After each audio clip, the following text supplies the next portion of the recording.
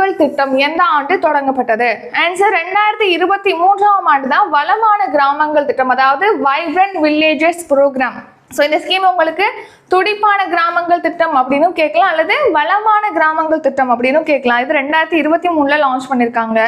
இந்த திட்டம் பார்த்தீங்கன்னா இப்போ 6839 கோடியில் இந்த திட்டத்துடைய 2ஆம் கட்டத்தை தொடங்க போவதாக இப்போ ரீசெண்டாக அறிவிச்சிருப்பாங்க. முதல் கட்டம் அப்படிங்கிறது 2023 லான்ச் பண்ணியிருப்பாங்க. அந்த திட்டத்தில் பார்த்தீங்கன்னா வடக்கு பகுதியில் நம்ம இந்தியாவுடைய எல்லை இருக்கு இல்லையா, எல்லையில் வடக்கு எல்லையில் உள்ள கிராமங்களை மேம்படுத்தணும், அவங்களுடைய வாழ்வாதாரத்தை மேம்படுத்தணும், அவங்களுக்கு பாதுகாப்பு அளிக்கணும் ஆகிய நோக்கங்களுக்காக தொடங்கியிருப்பாங்க வளமான கிராமங்கள் திட்டம். இப்போ 2ஆம் கட்டம் செயல்படுத்த போவதாக அறிவிச்சிருக்காங்க. அந்த 2ஆம் கட்டம் தான் 6839 கோடியில் செயல்படுத்த போறாங்க. இது எதுக்காக அப்படின்னா எல்லையோட்டி அனைத்து கிராமங்களும், முன்னாடி ஃபர்ஸ்ட் ஃபேஸ் அப்படிங்கிறது வடக்கு எல்லையில உள்ள கிராமங்களுக்கு மட்டும்தான் சொல்லியிருப்பாங்க. இப்போ என்னன்னா சர்வதேச நில எல்லைகளை ஒட்டி இருக்கக்கூடிய நம்ம இந்தியாவுடைய எல்லையில இருக்கக்கூடிய கிராமங்களை மேம்படுத்தணும். அங்கே உள்ள கிராம மக்கள் வேலைக்காகவோ ஏதோ ஒரு விஷயத்துக்காகவோ வெளியூரை நாடி செல்ற மாதிரி இல்லாமல், வெளி மாநிலங்களுக்கு செல்லாமல் அவங்க இருக்கிற இடத்துல எல்லா வசதிகளும் கிடைத்து அவங்களுடைய பொருளாதார நிலையை மேம்படுத்தணும், அவங்களுக்கு பாதுகாப்பு அளிக்கணும். ஏன்னா எல்லையில் இருக்காங்க அப்படின்னால எப்போதுமே